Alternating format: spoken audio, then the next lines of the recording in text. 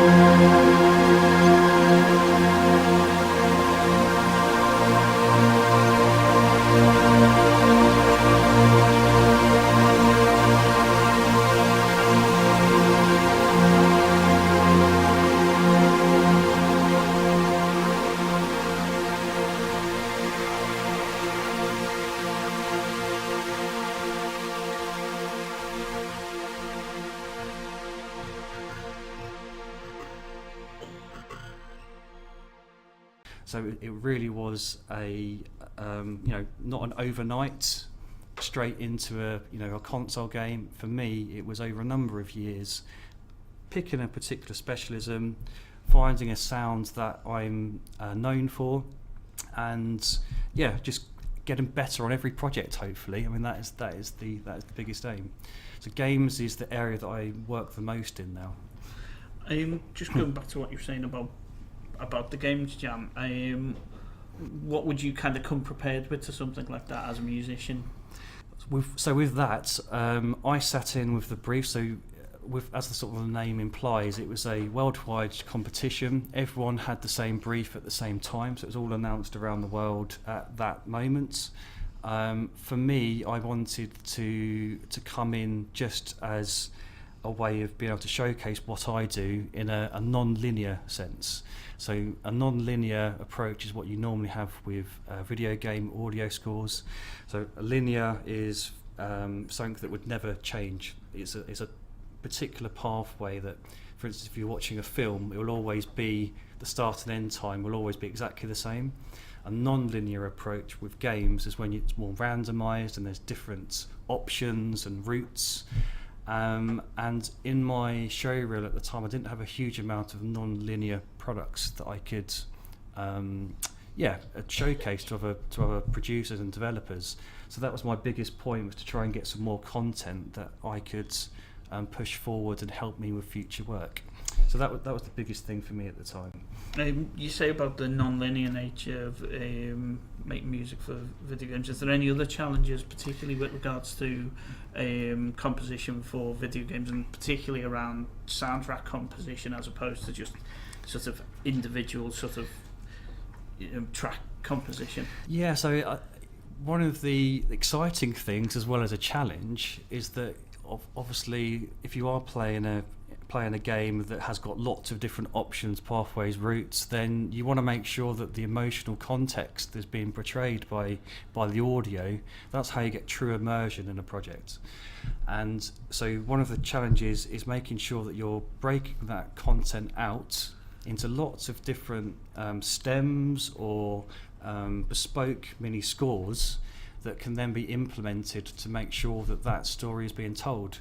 And you want to make sure from my perspective, from an audio perspective, that you guys as developers are conveying to us, exactly what you want from that story. Because if we don't know that narrative, it's incredibly difficult to get an end product that tells the story that you want to be told. So it's that is the most crucial thing, is the communication from the start of what you want to be portrayed. And then as a composer, as a sound designer, as an audio lead, we then do what we can to make sure that happens.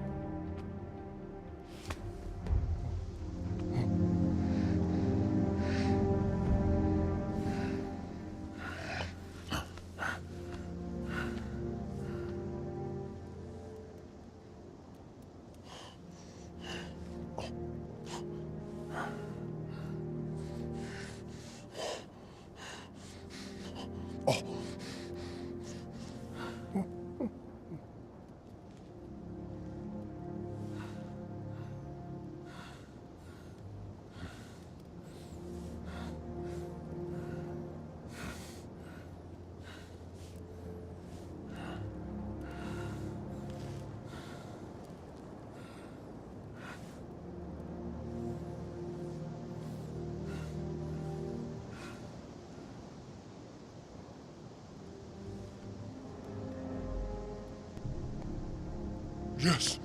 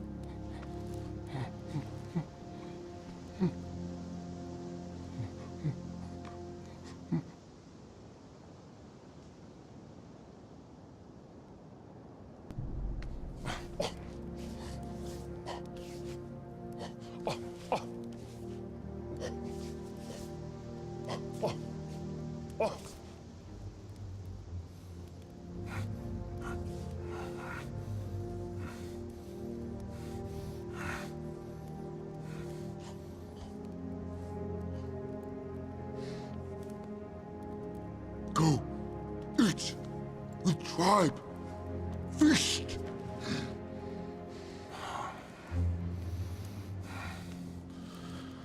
Bryn, I ask you one last time. Is that how it happened?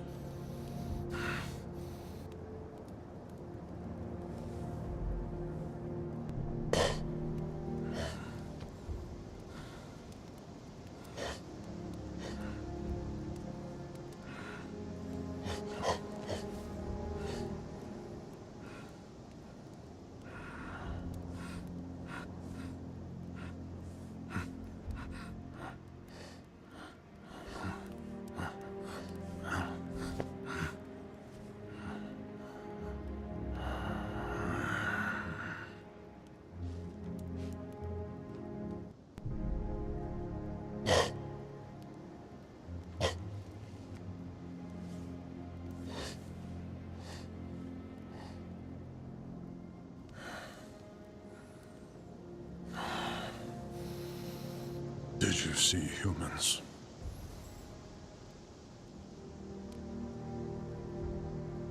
Yes.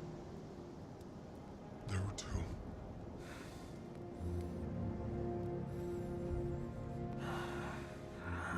Did you hurt them?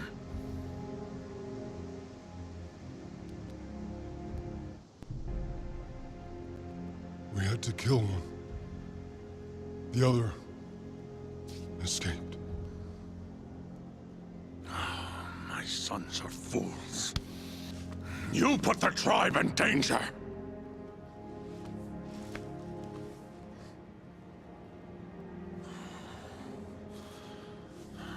Clarence.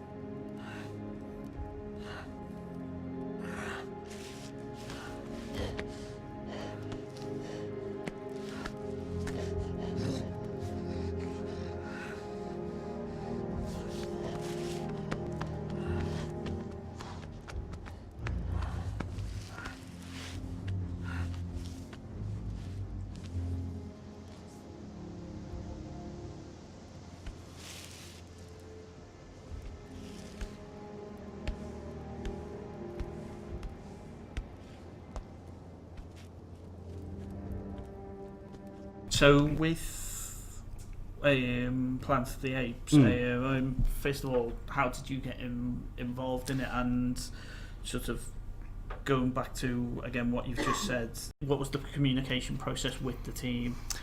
Yeah, I mean that's I could probably talk for a while about that one, but I got started on Planet of the Apes, like I was saying earlier, because I'd done previous projects with Martin Alltimes, who was my contact at the Imaginati, and so I got invited into Ealing Studios to talk through how I'd approach the project.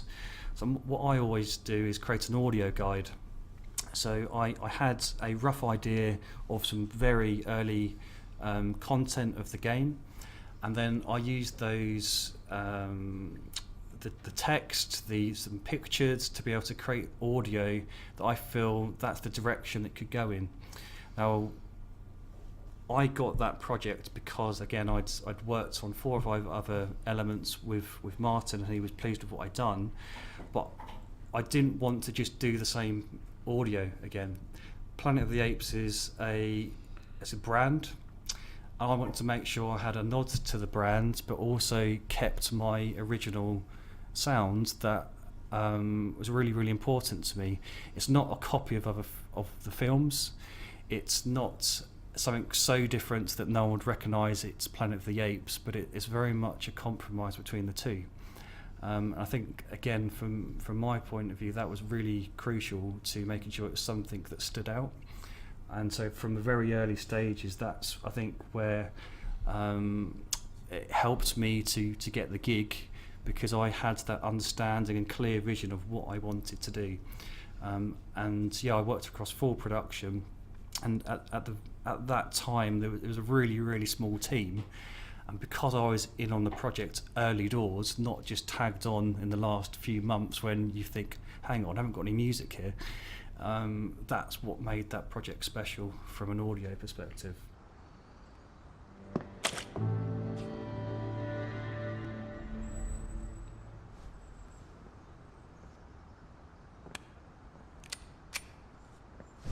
Rainey, what's going on? Jess, you've seen what those apes can do. I figure we need to use everything we got. Otherwise, next time.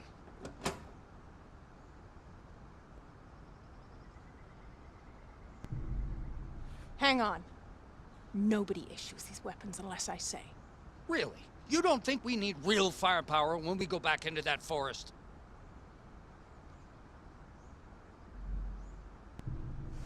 You mean hit them before they hit us? I don't like bloodshed, Jess, any more than you do. But sitting here, waiting, it is not a good plan. We have to deal with them, one way or the other. We got no choice.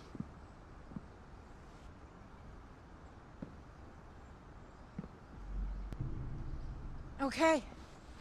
Right, we can't just sit here and wait for them to attack. Exactly. My call. We go after them. Here.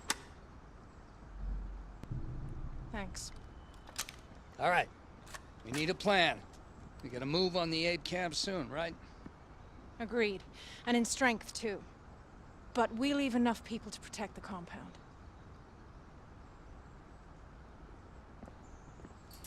We move out first light.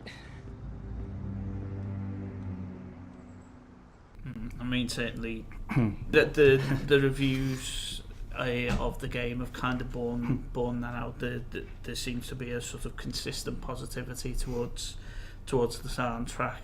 You know, in terms of sort of some sort of comments on the inconsistencies. One of the things that always shines through is that the soundtrack seems uniformly sort of considered as one of the sort of real sort of highlights of the project. Thank you. It's always good to hear.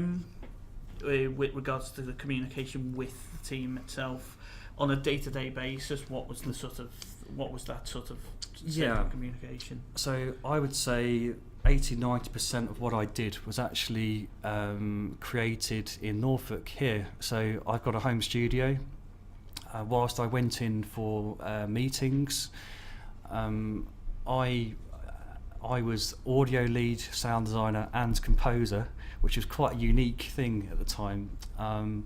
And so I initially created sort of technical documentation on how I would approach the project, but most of it was done remotely because, well, why do you think I did it remotely out of interest? So why do you think I worked from my own space rather than in a game studio scenario? I'll let Gina come round with the roaming microphone. So because you have all the equipment you wanted to use at home more than was actually at the studio?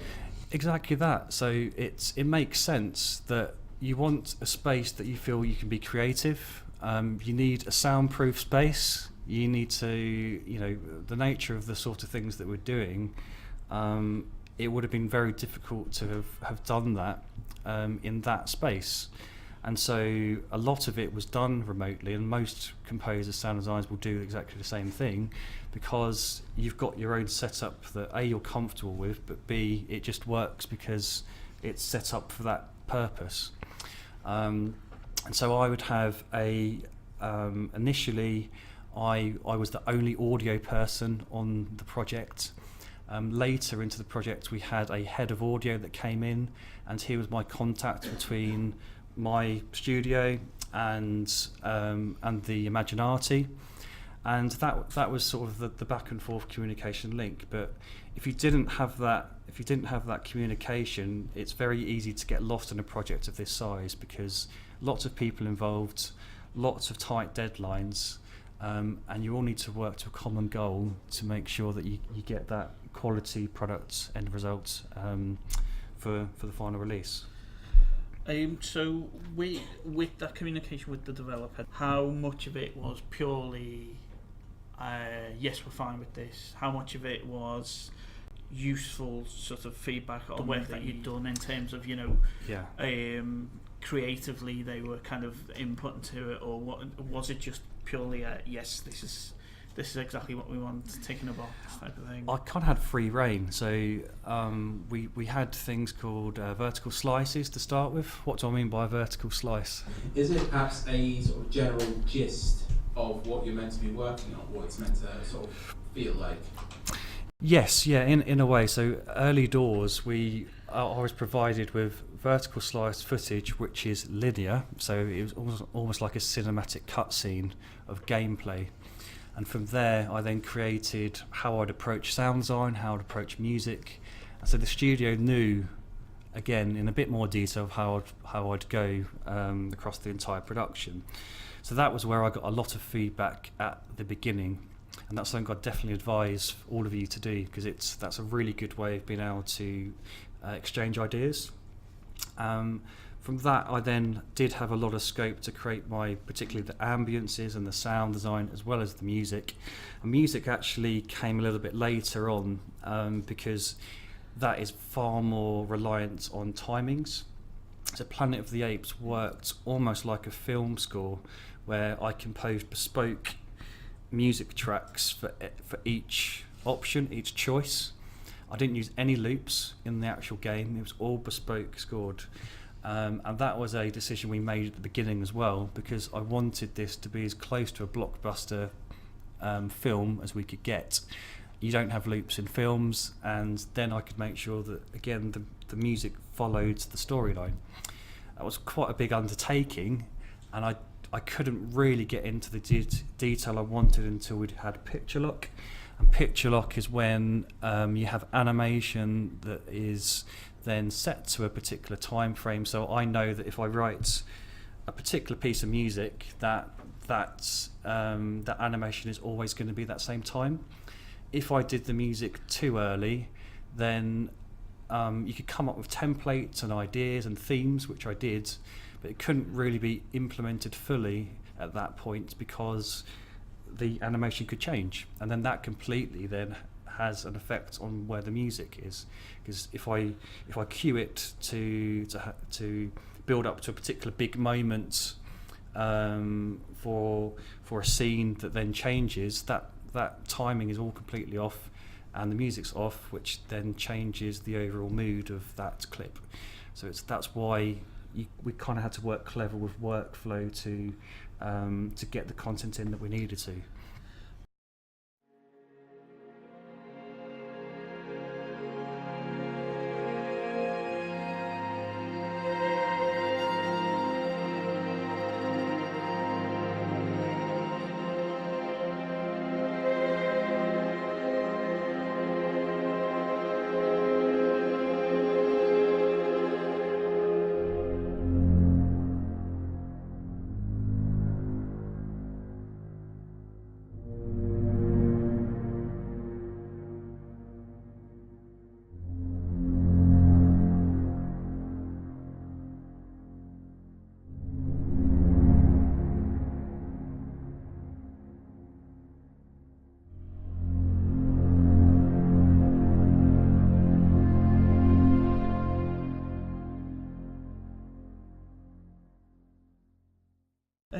How usual is that? I mean, it certainly. I mean, I've worked on quite a few games where audio design has been sort of front and centre of what the game is. It strikes me as quite sort of out of the ordinary to compose stuff to the sort of duration of scenes. Yeah, it definitely was the first time I'd done that on a game.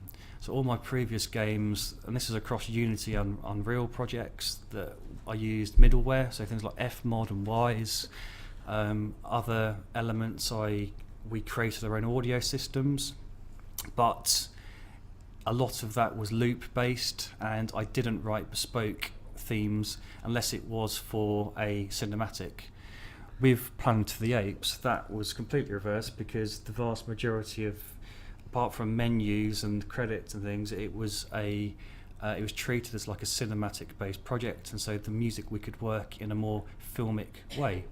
And I think that's, again, is another strength of why it's been popular, because I could go into that real minute timings for hit points and things that you don't always get the opportunity to do. Again, would have been a cinematic experience. One of the things that we identified from the publisher side, and that obviously we've talked about this, is we wanted to make the soundtrack available, and we did. But then coming back to what you were saying before about having to write it for particular branches, that means that you were creating stems, am I right? So rather than stem, so a stem is when you'd break out a music track into individual elements. So for example, you'd have, if I had a 3-minute track that had 100 instrument channels, I would make a stem for each instrument, so piano, strings, etc. What I did with this, they were ready-made mixes of each branch. So I'd have a template for each scene, and then I would, from the footage and the renders that I had, I bespoke wrote for every single render, and there were a lot of renders. I loved that, as you can probably tell, but from the way I'm speaking, but that was one of the most exciting parts of it, because I could react in that way musically. But again, that was a very unique approach for a computer game.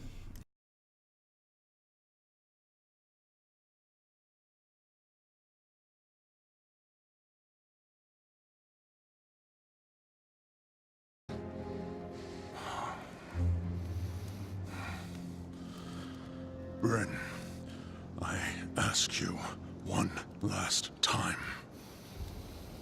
Is that how it happened?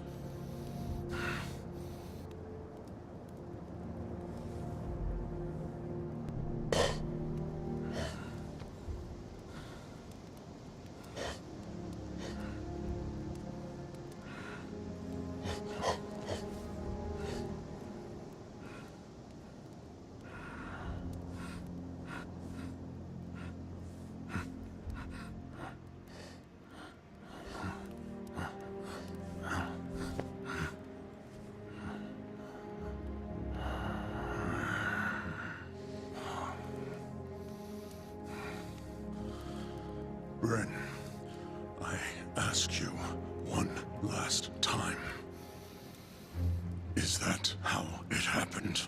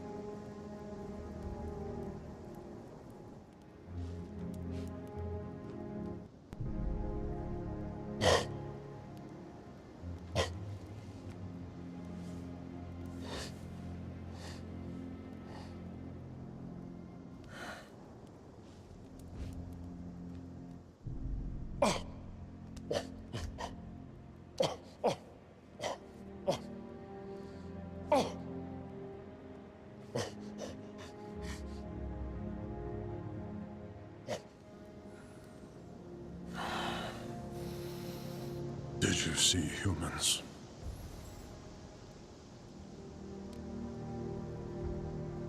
Yes. There were two.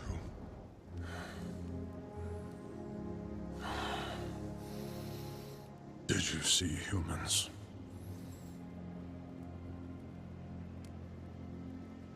No.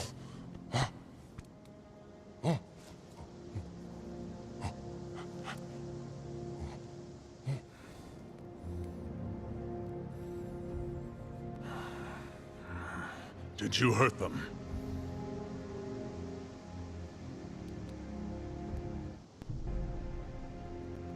We had to kill one. The other escaped. Did you hurt them?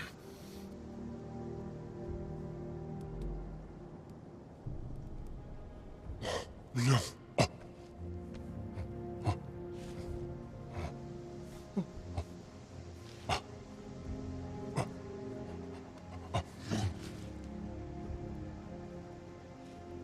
Yeah, and certainly because I mean I've spent a lot of time looking through all that particular video footage, so I know there was 14 hours in total of Yeah, there things. was a So you must have spent quite a lot of time actually sort of making almost like very minor sort of adjustments to the, you know, just a number of variations on a theme. And you wouldn't, you know, you would never know that unless you'd created it, I suppose. And it was that, and with the ambience recordings and the background of, you know, natural spaces of where you are, I'd go out at different times of the day to reflect the reality of where you were in the game as well. So all of those real sort of again, attention to detail makes it from something that, you know, is good to something you're particularly proud of.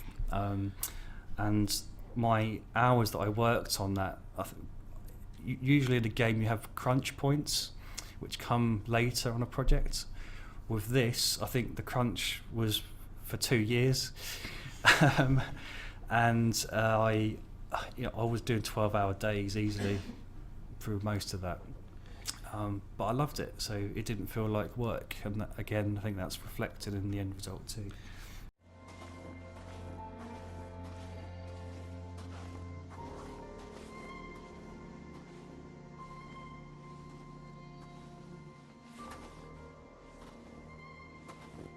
Just trying to work out what Tom would do.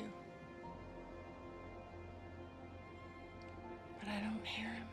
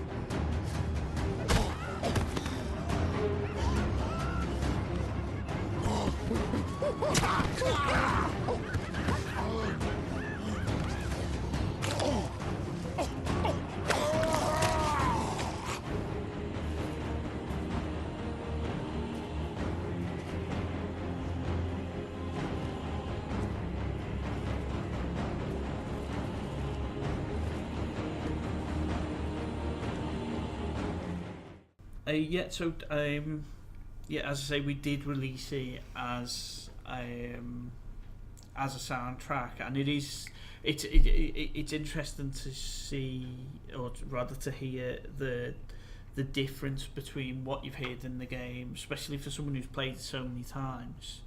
And then I've never heard that before. I've never heard this track in this sort of way. Yeah. You said you were aware of the original of the new films. Mm-hmm. Did the soundtracks influence in any way the style that you went for? Yes and no. So I didn't actually watch War until I'd completed the project, deliberately so, because I still haven't seen War, so. because I didn't want to be influenced by what had been written.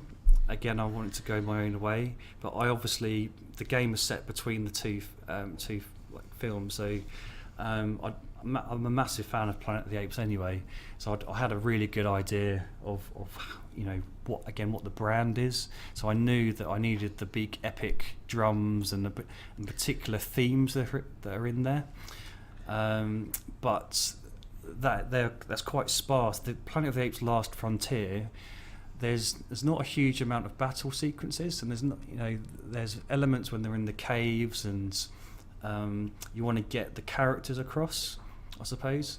That I used some of the more powerful epic themes for that, but a lot of it was human characters where I could be completely different to the films because they weren't in them, and so I could go in a way that no one else had done before. So I used things like loads and loads of different guitar pedals on pianos to create something that sounds like a guitar but isn't a guitar, for example. So I'm creating not only sound design from an effects and Foley point of view, I actually created my own original sounds in the music. And there's lots of things like that I do behind the scenes so that it's original. And that is where you can try and stand out from for your own specialism.